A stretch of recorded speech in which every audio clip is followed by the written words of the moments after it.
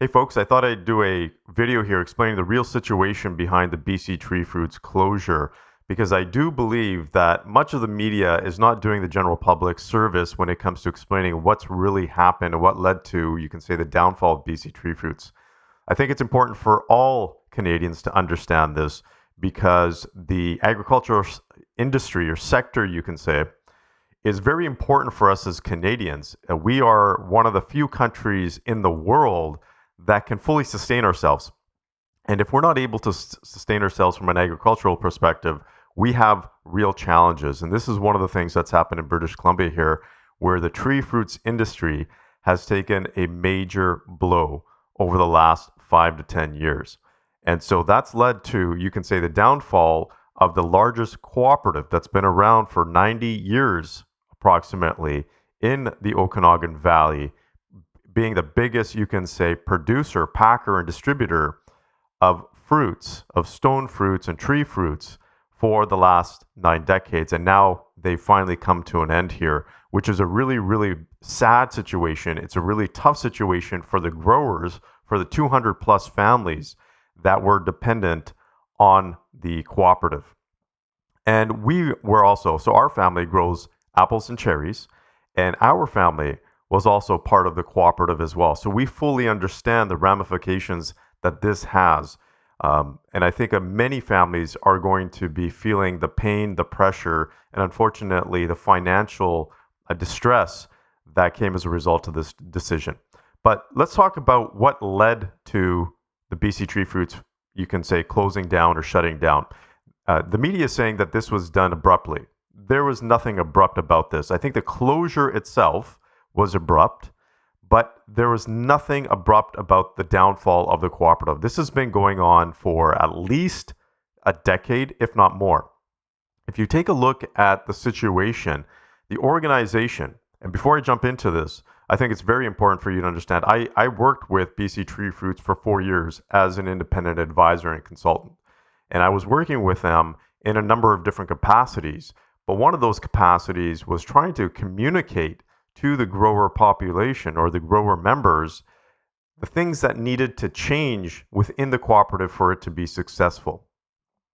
So we'll get to that here in a bit, but I have intimate knowledge about BC Tree Fruits, and much of that information I'm not able to share because I'm under an NDA, but I'm going to share the non-confidential information that's public knowledge here because I think that's very important because, again, the media is not giving the full story.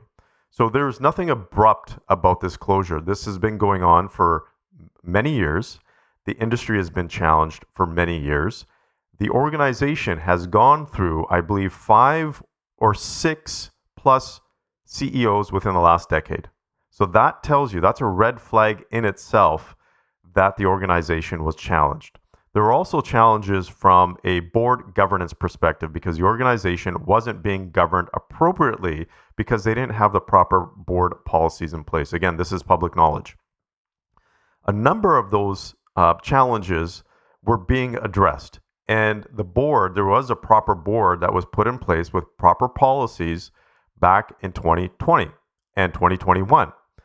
Unfortunately, as a result of that, people didn't like the direction because when you have a functional board, when you have an effective board, they have to make tough decisions. And they have to make tough decisions based on real financials and business information. And that is one of the biggest challenges, again, that led to BC Tree Fruits closure. Primarily, the decision that they made a couple of years ago to take the main operating facility, the packing facility, to Oliver instead of building a brand new one in Kelowna. That was the plan originally when they bought the property on Old Vernon Road, was to build a new facility there. But based on the financials, the board and management had to make a decision to save the cooperative financially and move that facility over to Oliver. And the growers did not like that. In fact, that's where the biggest, you can say, conflict came as a result of that. And there was a lot of internal grower issues that were happening. So you had an organization that was struggling for the last 10 years or so, going through a number of CEOs, and anybody in the business world understands that when you are going through CEOs that fast, there is no stability within the organization. And that was what was happening with BC Tree Fruits. You need a stable CEO to have a stable organization. You need a stable board to have a stable management team. And that wasn't in place up until about 2019 and 2020. So when the board and management had to make tough decisions, some of the growers, not all the growers, because many of the growers didn't fully understand, a number of the growers did understand, and a number of the growers did and didn't understand and didn't like the decisions. And unfortunately, there were some individuals that were able to play some of the growers and give them misinformation in terms of what was happening. And I don't believe that there was any malintent or that people were doing this with any, you can say, bad heart at all. I think people were just doing this because they thought this was the best thing for the cooperative, and they didn't have all the information. They were doing things that were hurting the cooperative rather than helping the cooperative, when in fact they thought they were helping the cooperative. So you have the issues within the board, you have the issues within board and management, and then you have issues within the grower community. And so from my perspective, my belief is that the biggest thing that hurt the cooperative was the grower community, because we couldn't come together to align ourselves to support the management team and the board towards making the decisions that they need to make to move the cooperative forward. So just like every other organization that goes through tough times, you have to make tough decisions. And many of the growers didn't like that. But let's talk about some of the other factors as well, because it's not all on the organization in itself. First of all, it has been really tough in terms of the climate change over the last 5 years. In particular, there's this, what was talked about, the heat dome a couple of years ago, and it's been going on for a while now, where there's been extreme heat and then cold. And both the cold in the winter and the heat damages not only the fruit, but also the tree or the trees. And so you have trees that are dying over winter, vines that are dying over winter, and then you have very little fruit that's been able to grow in the summers. And then you have extreme heat, which impacts the size of the fruit, the quality of the fruit as well. And that's been plaguing the industry over the last 5 years. And it's been really tough for many of the growers. And I can't even be in many of their shoes, because a lot of these growers are dependent on one type of fruit, for example. Perhaps they're dependent solely on cherries. Perhaps they're solely dependent on grapes. Grapes are a separate, you can say, topic, because it's not what the BC Tree Fruits industry was dependent on. They didn't really focus on grapes. It's primarily apples and cherries. So apples, first of all, and then cherries, I'm going to say a significantly lower volume as cherries. Apples were the largest volume there. So you have these weather conditions that do need to be addressed. The climate is changing. Climate change is real, and it's impacting the agricultural sector. It is impacting and will continue to impact the agricultural sector and the Canadian fruit supply. This is important for everybody to understand here in Canada and across the world. Climate change is happening, folks. It's not a hoax here. The question, though, is how do you combat that? And as a person that grew up in agriculture, I also have a science background. It's not always easy. It's not an easy situation, because you're going up against Mother Nature, and Mother Nature is very powerful. How are you going to change the weather in the summers or in the winters? So we have to be very, very cognizant. We have to come together as a group, whoever is out there in terms of the scientific community that's battling climate change and the scientists behind agriculture, and speak to each other about this issue, because we need to be able to grow fruits that are sustainable throughout this climate change. So now you have climate change that's impacting the fruit quality, the quantity of fruit, and that is one of the reasons, again, in 2024, BC Tree Fruits had a lower volume, because the quality of the fruit and the quantity of the fruit was, I'm going to say, subpar, right? The other situation, which is of no fault of any person or entity, is farming is no longer a way of life. It used to be a way of life to grow apples, to grow cherries, because a person could make a decent living from it. You can't anymore. People could have 20 acres and make a decent living. People with 20-acre farms can't make a decent living anymore off their orchard. And the reason is because of the increasing costs to grow fruit. That's been a big challenge here. You have an increase in costs in terms of the fertilizers, the pesticides, the things that you need to do in order to grow the fruit properly. I don't think a lot of the general public doesn't understand how much work is required to actually grow fruit. It's a lot of work.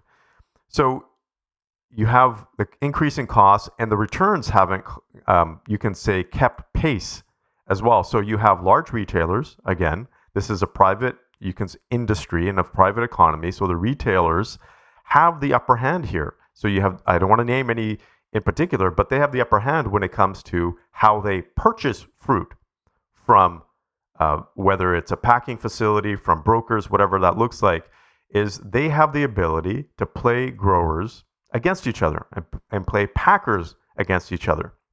So just for those of you who aren't fully aware of the nomenclature or how the industry works, you have growers. So typically you have orchardists that are growing the fruit, and then they are either giving it to an entity like BC Tree Fruits, which is a cooperative, or they are giving it to a private packer who then packs their fruit and then sells it on their behalf and then gives them a certain percentage, right? So this is typically how it works. Or they buy it and they give the grower a certain value for the fruit and then they sell it, right? And typically it's sold under their own brands if it's a private packer. But in every situation, pretty much, you have growers, you have packers who then can either distribute themselves or they have brokers that distribute for them.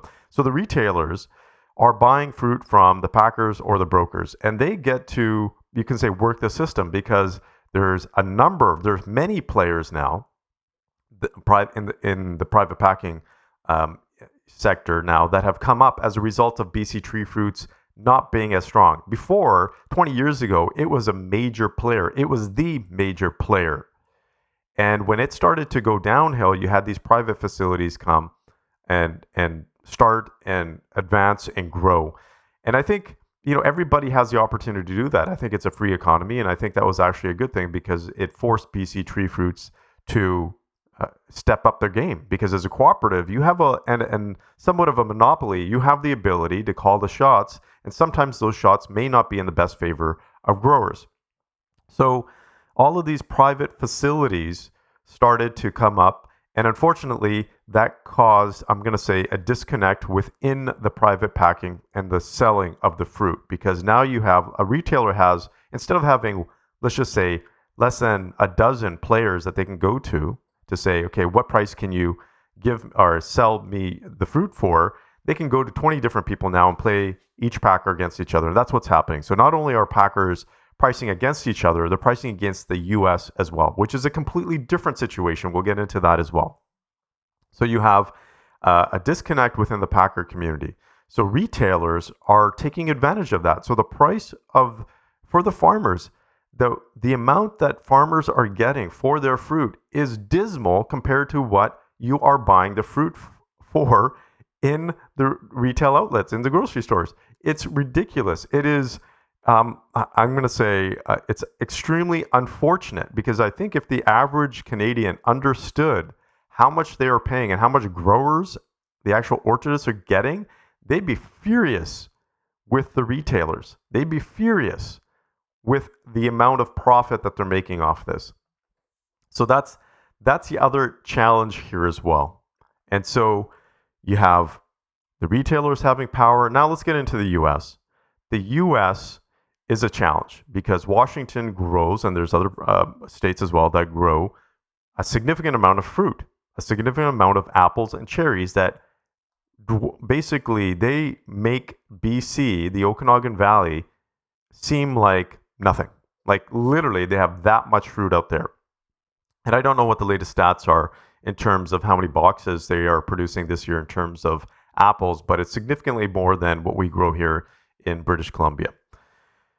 And just when I say here in British Columbia, just for complete transparency, I actually live in Ontario here. I've been living out in Ontario since 2009. My family actually continues. My mom lives in Kelowna, and we continue to have the orchard up there and continue to grow. So we have the U.S. competition, and the U.S. competition is huge. And we don't have very much protection. In fact, we have no protection at all when it comes to competing against the US apple industry and the cherry industry.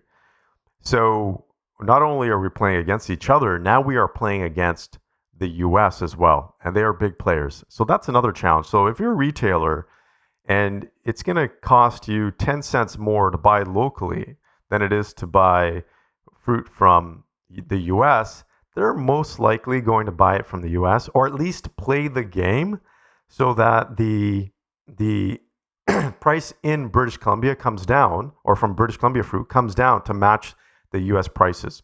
So there's a lot of studies that were done, and I actually did some work with the BC Fruit Growers Association, which I think is another important thing to take into consideration here. When it came to how the U.S. is competing against the BC tree fruits industry, and how we were not coming together as a BC tree fruits industry, and something that we could have done to challenge that, which was, or overcome that, which was a potential marketing association or marketing commission.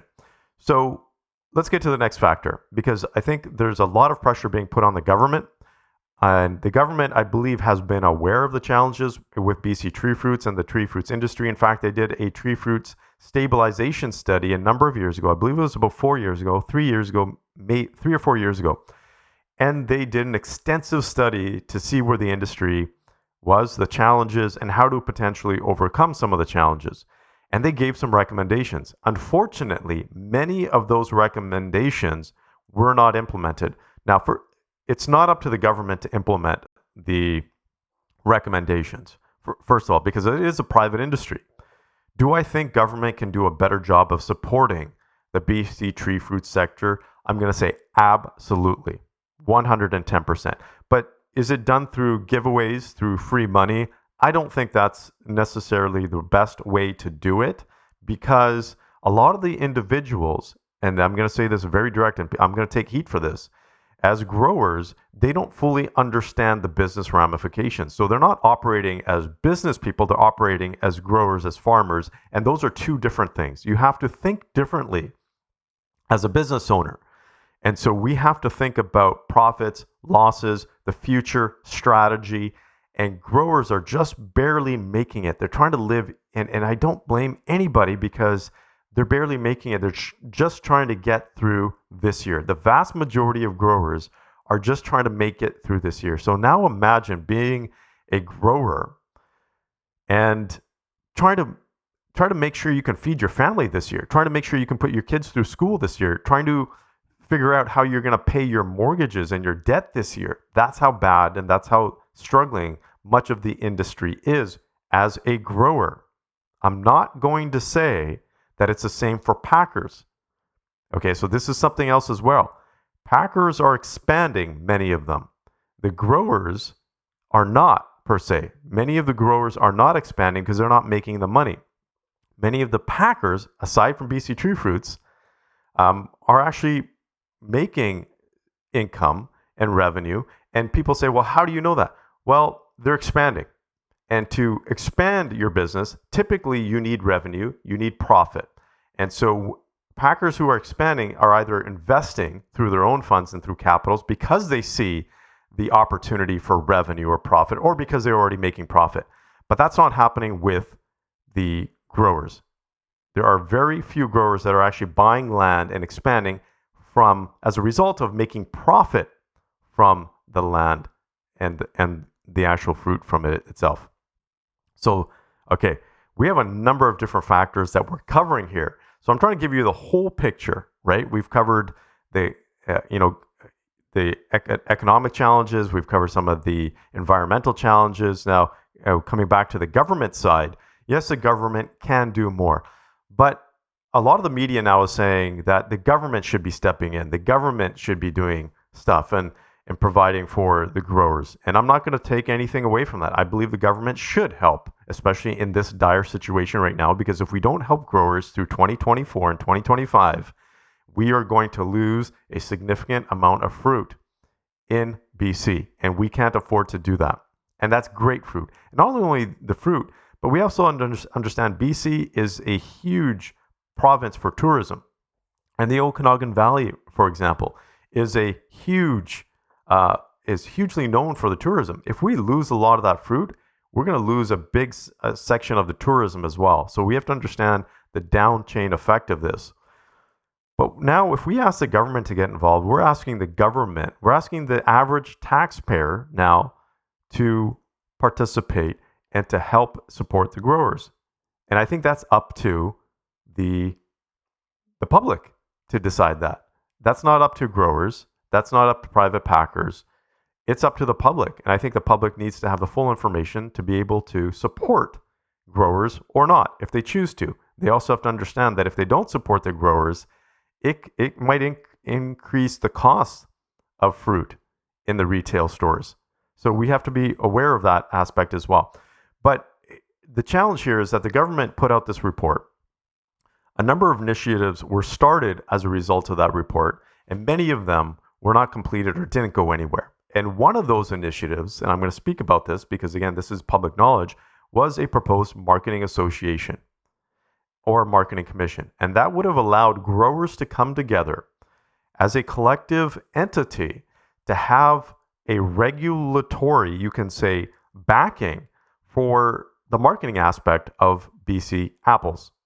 And so what does that mean? That means that the growers could have came together and created an entity that could have talked about collective pricing legally. Right now, you can't do that. But legally, they could have talked about, okay, what is the pricing at within the province? What are we getting in terms of BC growers versus the US growers? And how do we increase the marketing? A number of years ago, decades ago, you would see BC Tree Fruits marketing campaigns. You don't see that anymore. You haven't seen that for, I don't know when the last time they actually did a marketing campaign, whether it was a TV commercial, whatever that looks like, because they don't have the money to. They didn't have the money to put that into marketing. But a collective marketing association or a commission could have done that. Unfortunately, that initiative didn't go through because the growers couldn't come together to align themselves to do that. So there is challenge within the grower community that didn't allow for certain initiatives to move forward.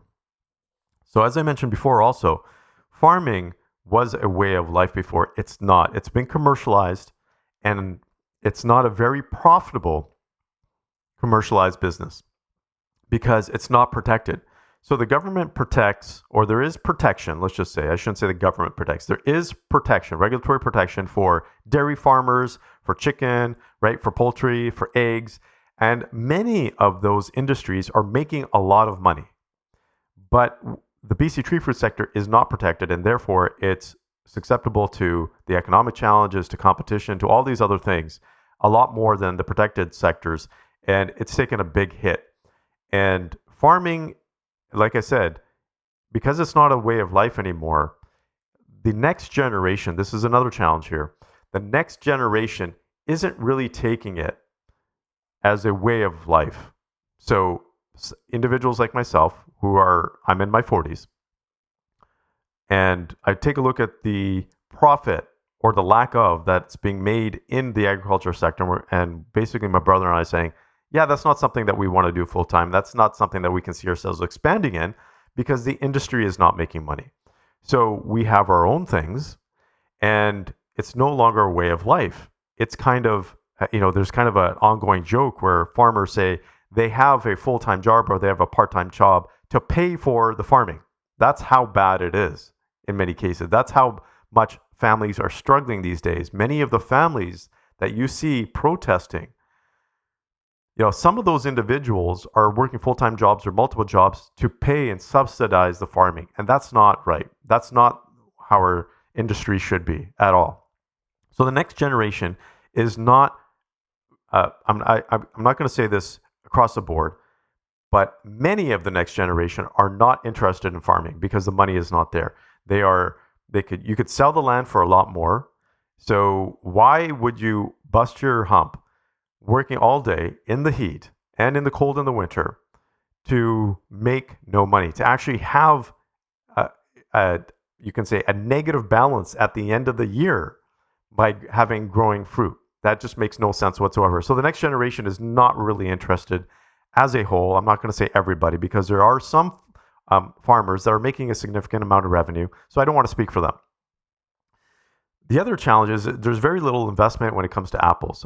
Many of the growers right now are growing cherries, or they're trying to diversify into other types of fruits, because the apples, the pricing isn't just there. You get a lot more per pound to grow cherries or other fruits, but it's also more difficult to grow the other fruits because apples are hardier. They're a little bit more resistant to the weather. So there's a trade-off there as well. But I can tell you that many of the orchards out there are not replanting apple trees. In fact, our family, I don't think we've put in a new apple tree in the last 4 years or so. And that's a result of not getting the profit, the returns on the apples. So if you're not making money, you're not going to reinvest in the orchard. So many of these orchards are apple trees are dying out, just like every other living thing out there. Things die, so apple trees die. And if you're not replanting, the volume automatically starts to go down.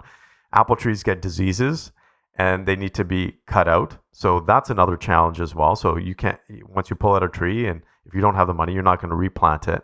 So there's a natural cycle of apple orchards and cherry orchards in every orchard where the trees need to be replanted. Unfortunately, in the apple sector, many of these trees are not being replanted.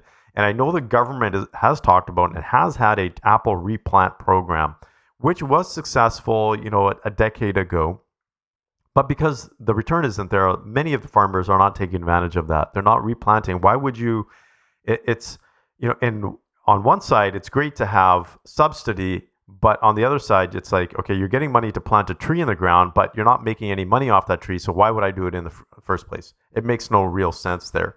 So that's the trade-off I see in the media now, where the government is talking about these initiatives to help with replanting and other things. And I don't know if that's going to help the growers. It's not going to help the average growers, by the way. It will help the big commercialized growers that are probably packing as well, because they have the incentive, because they are making revenue off the packing side, not necessarily the growing side. So they have an incentive to continue to pack. So that's I think that's going to fall short there, personally, myself. Now we have the other side here too, which is just the timing from the economy. We have high interest rates, and that's impacted not only farmers, but BC Tree Fruits. Again, this is public knowledge, where there is a certain amount of debt. And look at the interest rate that has increased, that has happened over the number of years. That's had a significant impact on people with debt, whether that's an orchardist, a farmer who has a mortgage that's paying every single month in terms of that monthly debt, or it's BC Tree Fruits, who has had a significant amount of debt there as well. That those interest payments alone are significant and have doubled and tripled for many people. So how are they going to afford to pay that? It's virtually, I'm going to say it's futile right now, because that we're starting to see interest rates come down now, but it's still not down to the level where many of these farmers can afford to pay the interest, or where BC Tree Fruits could afford to pay the interest. So that has been another big hit to the industry and BC Tree Fruits. It's just a perfect storm that came together all at once. So let's talk about, I think accountability is very important. And accountability is important in all aspects, but also particularly in business, because if we don't take accountability, then we're not going to be able to find solutions. What ended up happening was that for the BC Tree Fruits, primarily the grower community, it became political. There were individuals and groups that turned this into a political, I'm going to say, conflict rather than a business challenge. And so they were pinning things against each other. They were spreading false rumors, misinformation. Again, I don't think anybody did it, intentionally per se to cause harm, but it did cause harm. So again, the media said that this was abrupt. No, it wasn't abrupt, because the communications were going out to growers to say that we need to resolve this conflict within the grower community and make sure that the growers and the board and the management are aligned so that the organization can function effectively. And if there was continued, you can say, conflict within the grower community, that growers would continue to leave the cooperative. And that's what happened. There were large growers, there was good growers, there was a significant amount of growers that were just tired of the politics, of the conflict. And they said, forget about it. I don't need to deal with this drama. This is business. So I'm going to take my fruit elsewhere. And that happened over the last 5 to 10 years. People started to just leave. And there were warnings. There were many communications that went out to growers to talk about this. And the growers did not pay attention. Many of the growers did not pay attention. In fact, I held focus groups with growers. So that was part of my role as being an independent advisor and consultant for BC Tree Fruits. I was a big part of their communication strategy, and I held focus groups with growers. And we talked about some of those challenges. Many of those growers fully understood, and they were mindful about what was happening within the community.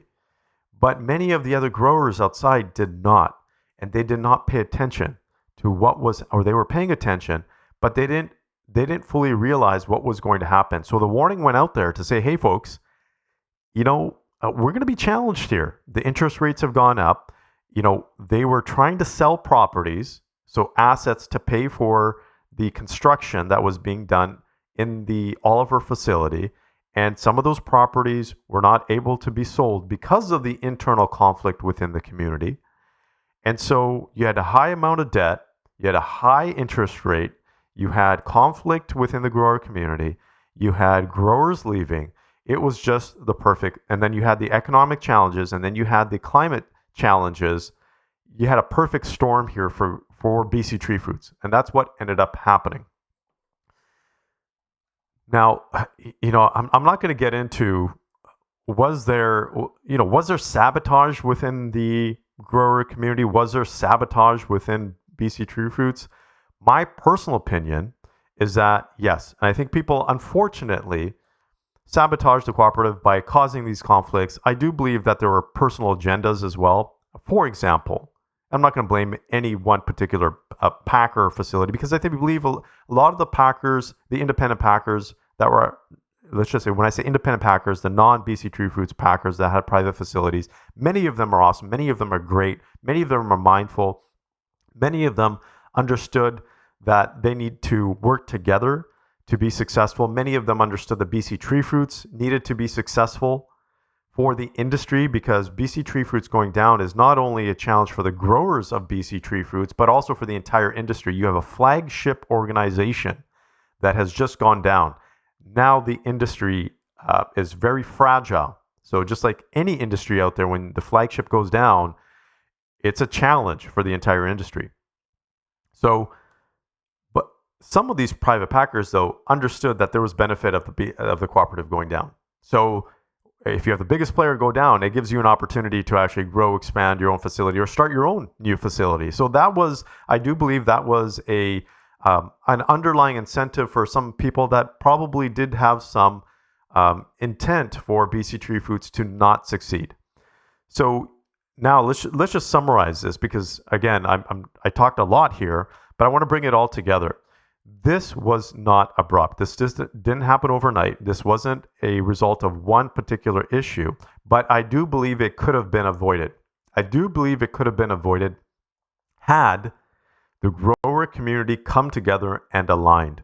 Because when there is alignment, you can battle those other challenges. You can come together and think of innovative and creative solutions and strategic solutions to work together to make sure the industry is successful.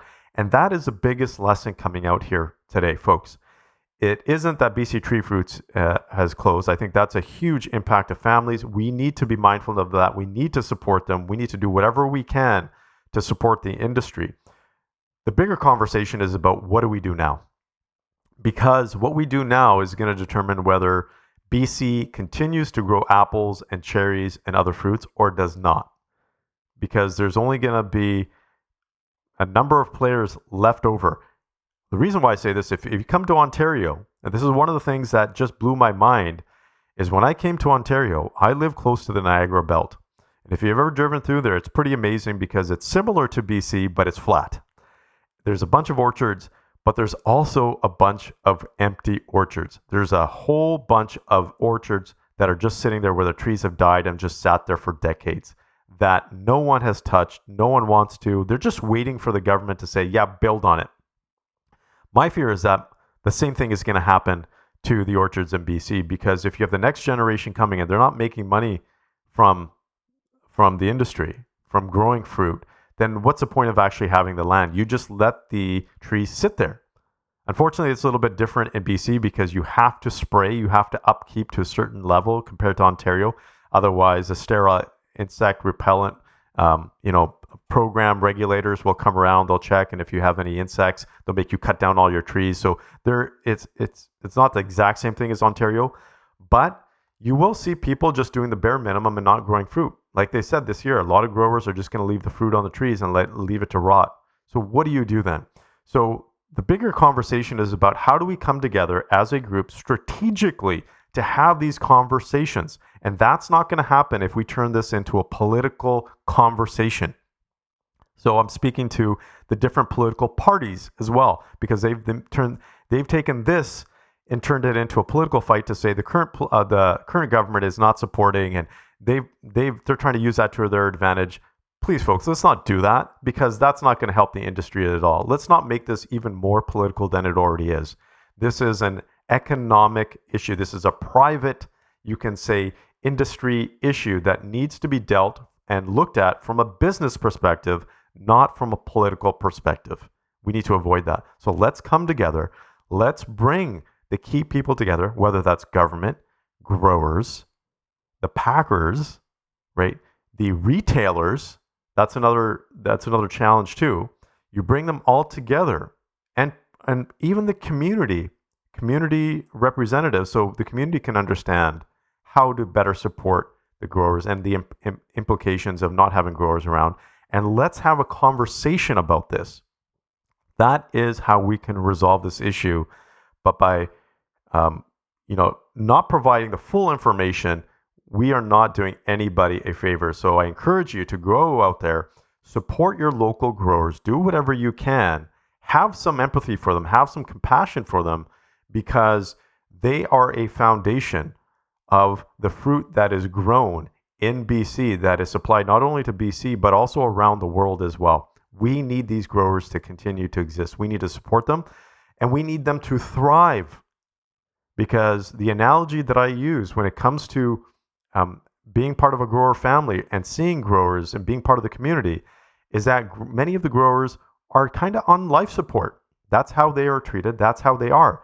It's like they haven't fallen apart completely where you pull the plug on the life support machine. They're just barely making it.